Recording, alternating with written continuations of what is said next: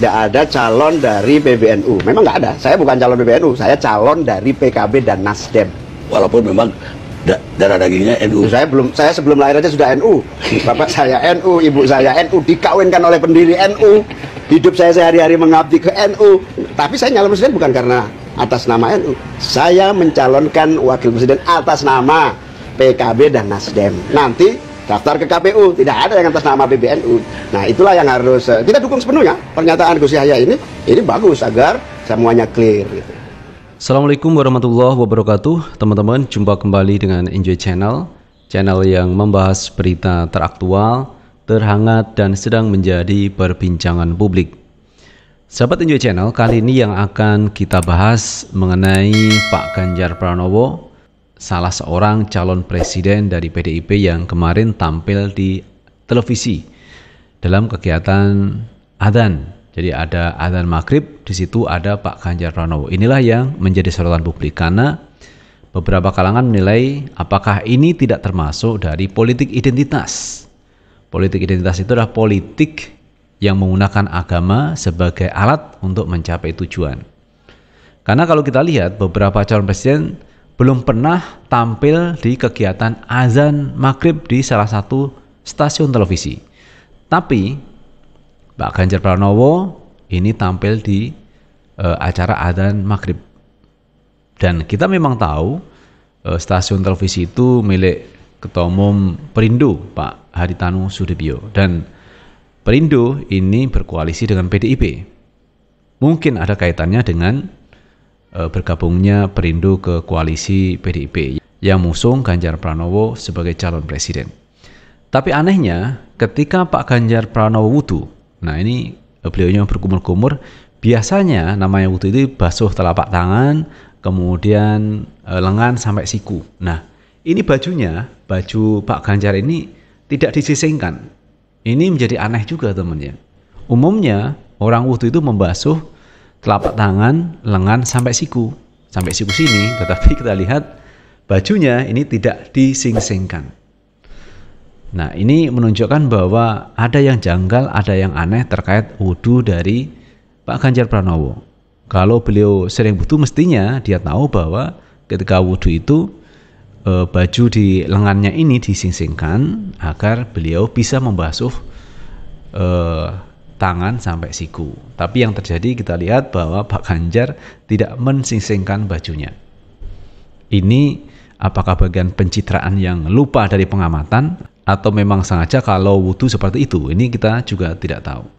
Nah, terkait tayangan dari Ganjar Pranowo ini juga menuai sorotan dari Ade Armando yang mengusulkan kalau begitu semua capres ini bisa tampil di acara adzan di salah satu atau beberapa stasiun televisi biar adil. Jadi kalau ini dianggap tidak melanggar aturan kampanye, mestinya semua calon presiden boleh melakukan itu. Bukan hanya Ganjar Pranowo, tapi Pak Prabowo maupun Pak Anies Baswedan boleh dong misalkan tampil di acara televisi saat adzan maghrib berkumandang. Nah teman-teman, terkait usulan Ade Armando, coba kita baca beritanya. Kita baca dari Detik News. Ade Armando usul Prabowo muncul di adzan TV seperti Ganjar. Gerindra mengatakan menarik.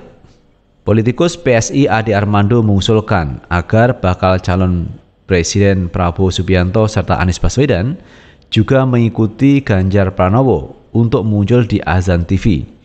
Gerindra menilai usulan tersebut menarik. Itu usulan yang menarik dari Bung Ade Armando.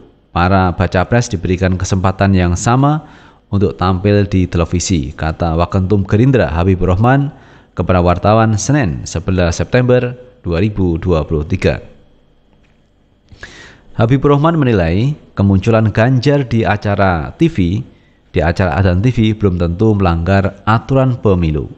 Dia mengatakan perlu ada kesempatan yang sama bagi semua capres untuk tampil di TV demi menghindari tudingan diskriminasi ruang digital publik.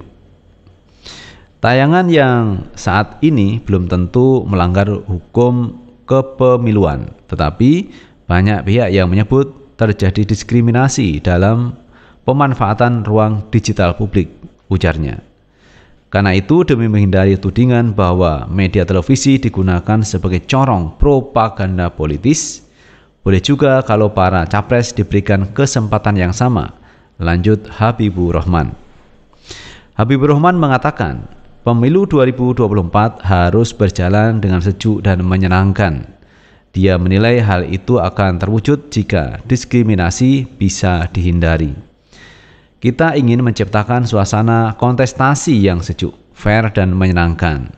Ada baiknya kita hindari hal-hal yang berbau diskriminasi, ucapnya. Sebelumnya, Ade Armando menyoroti soal bakal calon presiden PDIP Ganjar Pranowo muncul dalam tayangan adzan di salah satu stasiun TV swasta. Ade Armando menilai tak seharusnya Ganjar tampil di tayangan azan tersebut. Itu kan jelas. Kalau Anda mau sebutnya kampanye terselubung. Kalau saya sih menganggap itu sebagai kampanye terang-terangan ya. Bahwa saya nggak punya masalah kok kalau Pak Ganjar mau digambarkan sebagai sosok religius. Paling yang saya tahu beliau memang religius ya, tapi jangan muncul di azan karena aturannya spesifik di dalam azan tidak boleh ada iklan. Itu yang membuat saya bermasalah. Kata Ade di Rumah Besar Relawan Prabowo 08 di Selipi, Jakarta Barat, Senin, 11 September 2023. Ade menilai kemunculan Ganjar dalam tayangan azan seharusnya tidak dilakukan karena bertentangan dengan aturan di Undang-Undang Penyiaran. Ade Armando juga mengatakan stasiun TV seharusnya menjaga netralitasnya menjelang pemilu 2024. Dia lalu mengusulkan agar Prabowo dan Anies juga muncul di acara TV. Jadi kalau misal dia buat ada Ganjar muncul di azan, harusnya juga atau sebaiknya Prabowo muncul di azan. Ada juga Anies muncul di azan. Kalau itu fair, adil, ujarnya. Itu sahabat Enjoy Channel, pandangan dari Ade Armando, politisi yang saat ini bergabung dengan PSI. Dan kabarnya PSI ini juga berkoalisi dengan Partai Gerindra mengusung Prabowo Subianto menjadi calon presiden. Nah, kali ini cukup menarik teman. Usulan ide dari Ade Armando. Jadi jangan sampai ada diskriminasi, sebaiknya Pak Prabowo maupun Anies Baswedan juga tampil di acara azan televisi. Tetapi saya pikir apa yang disampaikan Ade Armando merupakan sindiran untuk Ganjar Pranowo yang sudah tampil di acara adzan di televisi swasta, dan itu bagian dari iklan. Kenapa begitu? Karena Ganjar sebagai calon presiden. Kenapa mesti Ganjar yang di dalam adzan maghrib tersebut? Kenapa kok tidak yang lain? Nah, andai kan itu yang tampil Pak Anies Baswedan, wow, serangannya saya pikir cukup luar biasa, bahwa Pak Anies memainkan politik identitas. Pak Anies disebut dengan memecah belah bangsa.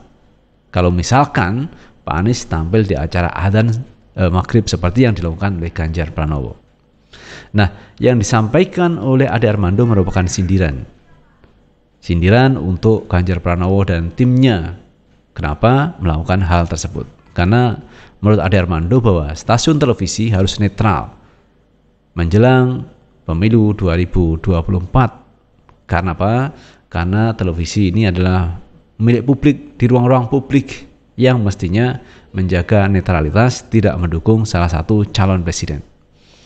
Tapi ya memang tidak bisa dipungkiri teman, stasiun televisi milik siapa? Misalkan milik Harutanu Subdebyo misalkan, maka tentu saja ada keperpihakan dengan sosok calon yang diusungnya. Dan itu saya pikir wajar. Tetapi jangan sampai terlihat secara nyata, secara jelas bahwa terang-terangan misalkan televisi itu juga mendukung calon presiden. Karena televisi itu adalah ada undang-undang penyiarannya, tentu saja diharapkan televisi menyiarkan berita-berita yang netral, berita-berita yang transparan, adil, dan bisa dinikmati semua pihak. Tetapi kalau sudah condong, kemudian dukung-mendukung calon presiden, ini yang rusak teman terkait penyiaran di Indonesia. Jadi apa yang disampaikan oleh Ade Armando ada benarnya. Intinya pertama, memberi kesempatan yang sama kepada Prabowo Subianto dan Anies Baswedan untuk tampil di acara adzan televisi seperti yang dilakukan oleh Ganjar. Sisi lain, teman-teman, Ade Armando juga menilai bahwa stasiun televisi harus netral. Jangan ada keperpihakan kepada salah satu calon presiden. Biar televisi kita itu bisa menjadi referensi untuk semua orang. Bahwa ini loh televisi yang menampilkan berita yang jelas-jelas tidak berpihak kepada siapapun calon presiden. Karena kalau berpihak kepada calon presiden, maka stasiun televisi itu bisa dianggap tidak objektif, tetapi subjektif berita-berita yang ditampilkan. Itu sahabat Enjoy Channel yang bisa kita bahas kali ini, dan terima kasih sudah menonton. Jangan lupa tetap like, subscribe, share, dan komen di channel ini agar kita bisa membangun channel ini menjadi lebih baik lagi. Sukses selalu. Assalamualaikum warahmatullahi wabarakatuh.